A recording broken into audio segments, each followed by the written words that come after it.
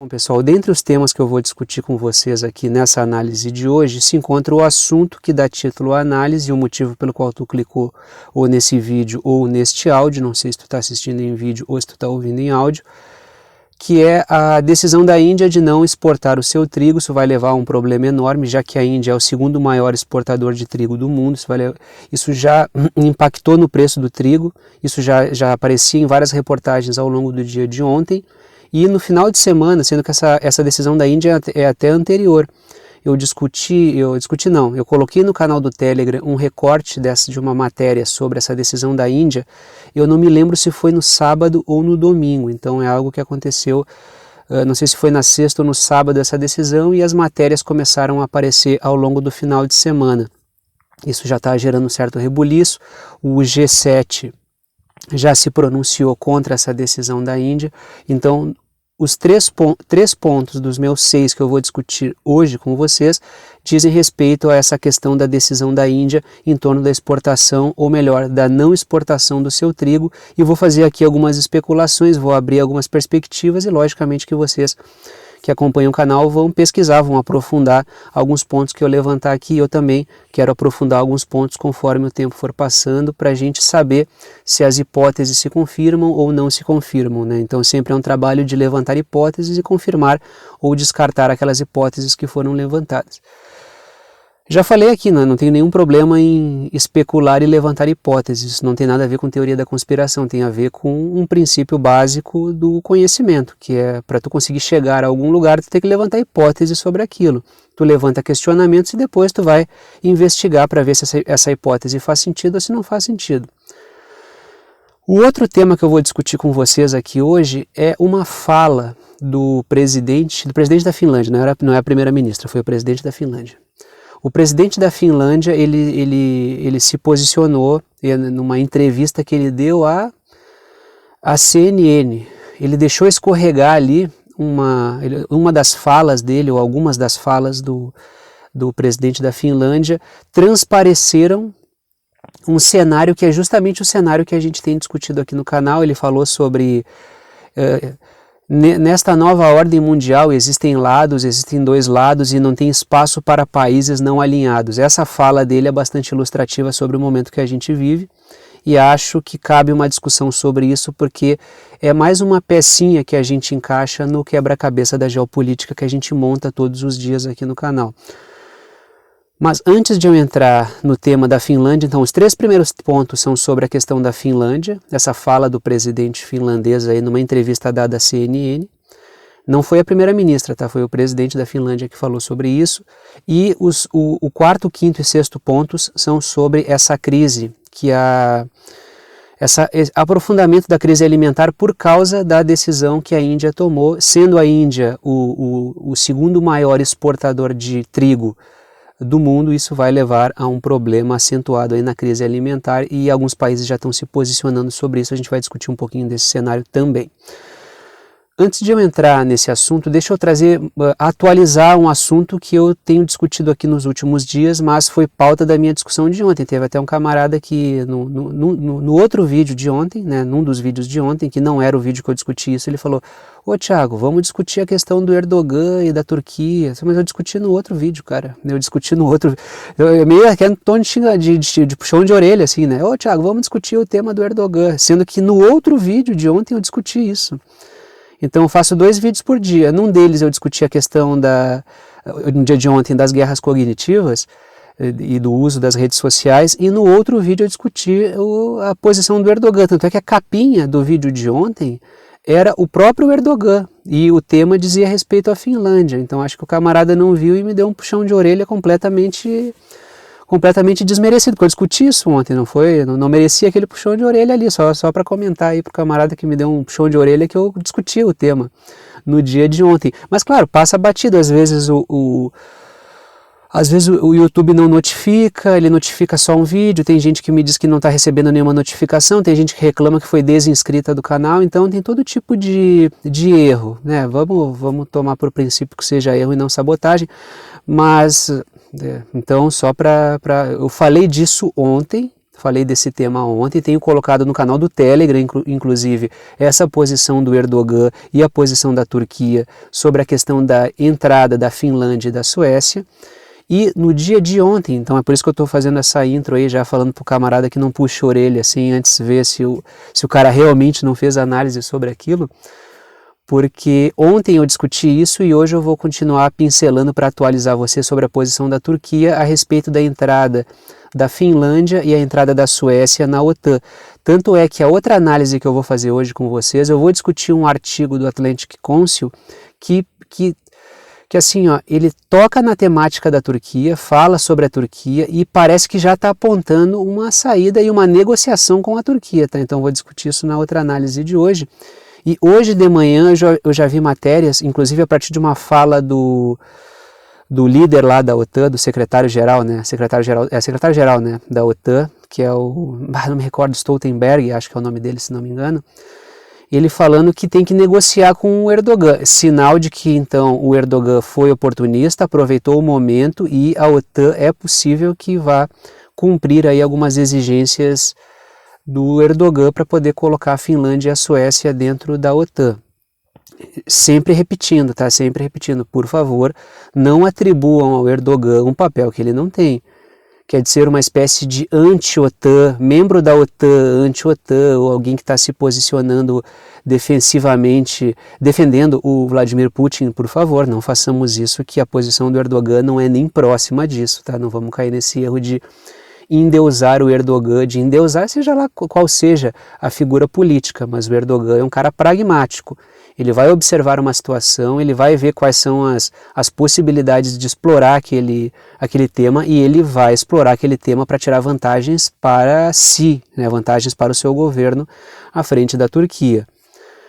O Erdogan falou que ele vai barrar a entrada da Finlândia e da Suécia, mas ele vai barrar por causa do quê? Por causa do fato de que Suécia e Finlândia dão guarida a grupos curdos que atuam dentro da Turquia. Então o Erdogan está aproveitando o momento para fazer pressão sobre os movimentos curdos. Tiago, eu não faço a menor ideia do que são movimentos curdos. Peço que tu pesquise sobre essa questão dos movimentos curdos, quem são os curdos, porque tu vai entender uma série de discussões muito importantes. Inclusive o atlanticismo, vez ou outra não, né?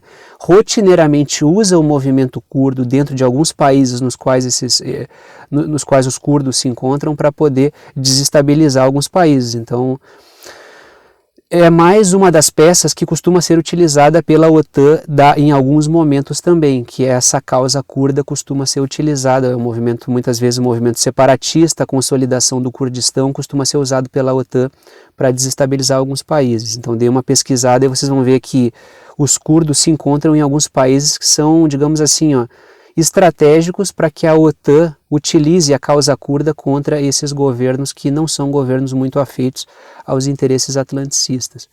E outra coisa, o Erdogan também ele faz uso da posição geográfica privilegiada que a Turquia possui, que é uma porta de entrada ali, é uma transição entre o mundo oriental e o mundo ocidental, entre o que o pessoal chama de Oriente Médio e a Europa. Então o Erdogan faz uso dessa posição geográfica que tem. Então o Erdogan é um político habilidoso. Não estou dizendo que eu concordo politicamente com o Erdogan, que eu acho o Erdogan o máximo, que eu queria um Erdogan no Brasil. Não estou dizendo nada disso. Estou dizendo que ele sabe aproveitar as oportunidades para tirar vantagens para o seu governo. Tá, então é isso que eu estou discutindo aqui. Tem gente que fica brava. Parece que tu idolatra o Erdogan, parece que tu idolatra o Viktor Orbán. Não estou nada disso. Eu tenho uma posição, inclusive ideologicamente, não vai na linha do Erdogan, nem do Viktor Orbán, nem do Narendra Modi, nem do Bukele aqui em El Salvador, que eu também falo bastante a respeito dele. Mas estou analisando o cara de maneira instrumental como um político, né, como um líder de uma nação. Então estou fazendo uma análise ferramental assim, a respeito do comportamento técnico do cara. E o Erdogan está explorando a situação. Então tá, agora vamos entrar nos 6 pontos aqui, tinha que só que atualizar essa questão do Erdogan e do comportamento dele no que diz respeito aí à entrada da Finlândia e da Suécia. Então assim, agora vamos entrar nos 6 pontos e os 3 primeiros pontos dizem respeito à posição do presidente da Finlândia numa entrevista que ele deu à CNN. Ontem algumas pessoas me comentaram assim, 2 pessoas eu vi. Tu podia fazer um resumo no final dos pontos que tu falou, E eu normalmente, assim, quando eu discuto notícias, né, quando eu trago notícias, eu faço um sumário no início. Aquele resumo no final eu estou pensando em como fazer, mas achei uma boa sugestão, tá? Só vou encontrar uma forma, agradeço aí as sugestões que são dadas, né? E principalmente quando elas são sugestões dadas de maneira educada, como as pessoas sugeriram, e não dizendo, para com isso aí, não explica direito, isso aí não acrescenta, mas a forma como as pessoas me sugeriram isso eu achei educado e acho interessante, né? Agradeço a sugestão. Primeiro ponto, então, os 3 primeiros pontos são sobre a questão da Finlândia. Primeiro ponto. O presidente da Finlândia afirmou que não há espaço no mundo, olhem só o que o cara falou, o presidente da Finlândia afirmou que não há espaço no mundo para países não alinhados. Então esse cara está falando sobre uma divisão global. Tu vai ter que estar dentro desta bolha ou dentro desta bolha, que é justamente o que eu tenho discutido aqui no canal. 2 bolhas estão se consolidando, 2 bolhas comerciais e geopolíticas, e tu vai ter que optar por uma delas como nação, não tem como ficar de fora da brincadeira. Boa parte dos países que não estão numa bolha nem em outra vão tentar ficar de fora negociando com os 2 lados, mas a pressão para que tu venha a aderir, tu adira, né, até um camarada comentou esses dias, é complicada essa conjugação, o cara titubeia na hora de conjugar. Para que tu venha a aderir a este lado ou aquele, vai ser enorme, a pressão vai ser muito grande. É o que eu tenho discutido aqui, inclusive colocando a posição do Brasil no meio disso tudo. O Brasil vai ter que se posicionar de um certo modo, a manter suas relações com as nações, com as potências ocidentais, mas também não fechando portas com a Eurásia, não fechando portas com os BRICS. Então o Brasil vai ter que ter uma gestão aí, um governo habilidoso para conseguir lidar com essa situação. O segundo ponto basicamente, eu já comecei a discutir ele no primeiro, né? Segundo ponto, temos discutido aqui no canal a respeito da consolidação de 2 bolhas geopolíticas e comerciais. Uma bolha das potências ocidentais, que diz respeito à Europa, Estados Unidos e Canadá, tirando o México ali na América do Norte, e a Oceania. Então, essa seria a bolha, digamos assim, o que eu tenho chamado de bolha do Great Reset. Dentro desta bolha vão valer os princípios que são ali apresentados pelo Fórum Econômico Mundial. Essa agenda da governança social e ambiental, e a partir dessa agenda da governança social e ambiental vai se criar um sistema de chantagem para que países que não aderirem a essa agenda vão ter os investimentos não vão entrar, vai ter aquele sistema de pontuação a partir da agenda da governança social e ambiental, se essa empresa é ética, se essa empresa é ambiental, se essa empresa é inclusiva, todos esses critérios tão subjetivos quanto farsescos que são determinados por essa agenda aí, que é expressada pelo Fórum Econômico Mundial. Não é o Fórum Econômico Mundial que manda nesses setores. O Fórum Econômico Mundial é a racionalização destes interesses financeiros transnacionais que dão suporte a essa agenda, e aqui a gente está falando dos mais variados sujeitos, e o interesse desses caras, ele é, digamos assim, ele é representado pelas grandes gestoras de ativos, como BlackRock e Vanguard, tem a Fidelity, tem State Street também, mas normalmente aqui eu falo Tu pode ver que BlackRock e Vanguard estão sempre enfiadas nos processos aí, muito embora State Street e Fidelity também estejam sempre envolvidas. A BlackRock está encabeçando esse movimento aí da agenda da governança social e ambiental. Então, de um lado vai ter uma bolha comercial geopolítica do Great Reset com as potências ocidentais, e do outro lado tu vai ter, e militarmente alinhada à OTAN, e do outro lado tu vai ter a bolha eurasiática liderada por China e Rússia, e então me parece que a fala do presidente da Finlândia vai justamente nesta linha, tá? Se a minha voz estiver ruim é porque esfriou bastante aqui no sul do país, tá? Se a minha voz estiver não está muito boa é por causa daquela coisa da rinite, entra uma frente fria, tá? Então me perdoem aí, mas é porque entrou tanto é que eu botei até um blusãozinho de lã aqui para fazer aqui, porque mesmo dentro da cabine tá frio pra caramba aqui no sul hoje, tá?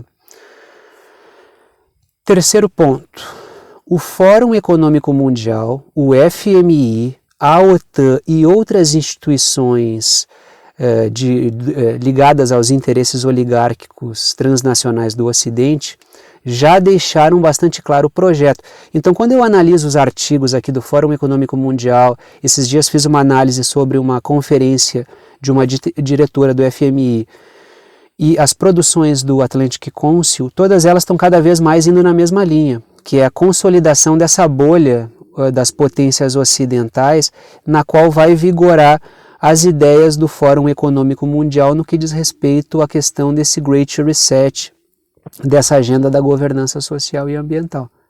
Então é preciso ter sempre em mente, quanto mais o tempo vai avançando, mais eu vou trazendo esses artigos para a gente ver que as agendas vão convergindo. É um projeto que está ficando bastante claro a partir dessa discussão. É por isso que eu trago esses artigos aqui, muito embora eu tenha uma posição contrária ao Fórum Econômico Mundial, a posição do FMI, a posição do Atlantic Council. Eu aqui não...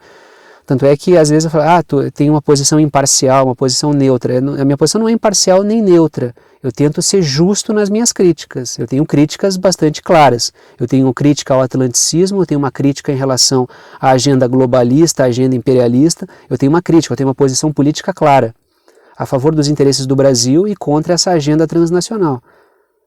E claro, vou defender as nações que lutam pela sua soberania também, logicamente. Então não é uma posição neutra ou imparcial, é uma posição clara, mas eu tento fazer uma crítica justa. E eu não sei se existe essa coisa da imparcialidade ou da neutralidade, é uma coisa que é uma discussão grande que se faz.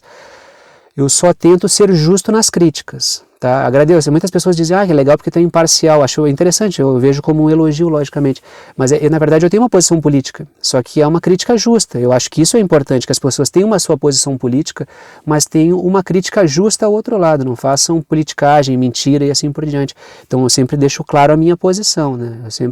Quem acompanha o canal sabe, eu vou analisar um artigo do Atlantic Council, eu faço desfio o rosário antes, tanto é que tem gente que vem aqui me xingar porque eu explico a minha posição, explico por que eu estou fazendo aquela análise para que não haja confusão. Na rede o que mais existe é a gente fazendo confusão.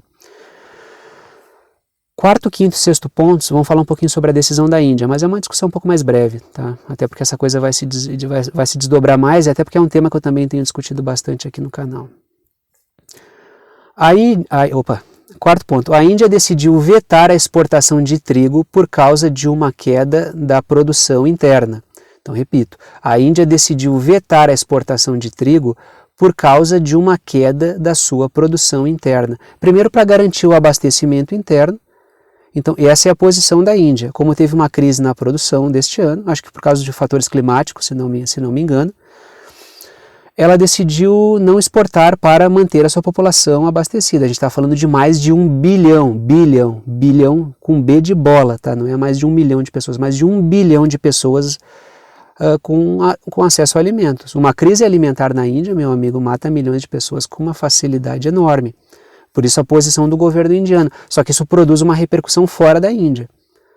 Porque a Índia é o segundo maior exportador de trigo no mundo. Então isso já, no dia de ontem, já tinham várias matérias falando a respeito do aumento do preço do trigo por causa da decisão da Índia. Logicamente que as matérias vieram ontem porque era segunda-feira, né? Então inicia a semana já com essa decisão da Índia que ocorreu durante o final de semana.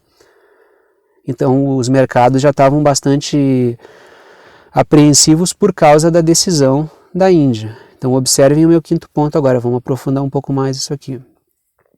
Rússia e Índia juntas somam 30% da exportação global de trigo, por isso a alta nos preços. Por um lado, a Rússia está sendo sancionada e por outro a Índia decide não exportar. Isso vai na linha de outros países que também estão tomando a mesma decisão por causa de uma preocupação alimentar. Tanto é que eu já discuti aqui no canal artigos que falavam a respeito dessa... Não artigos, mas notícias. Se não me engano, acho que eu não trouxe nenhum artigo sobre isso. Matérias que falam a respeito de um aumento do protecionismo dos países no que diz respeito à questão da exportação de alimentos por causa de uma preocupação com essa crise alimentar, essa crise na cadeia de suprimentos global. Então, assim, o G7, né, que é digamos assim, o G7 é os Estados Unidos e a sua corte de puxa-sacos. O G7 criticou a Índia e disse que que a tendência é de que haja uma crise alimentar brutal no mundo inteiro. E isso também vai afetar, logicamente, os países que são... A Europa como um todo vai ficar bastante afetada por essa crise alimentar. A gente já tem na Europa uma elevação no custo dos alimentos. No mundo inteiro tem isso, mas na Europa está acontecendo também. Alguns países vão ter problema com o aumento da fome. Tá? Países do continente africano e países do Oriente Médio vão sofrer bastante com esse processo.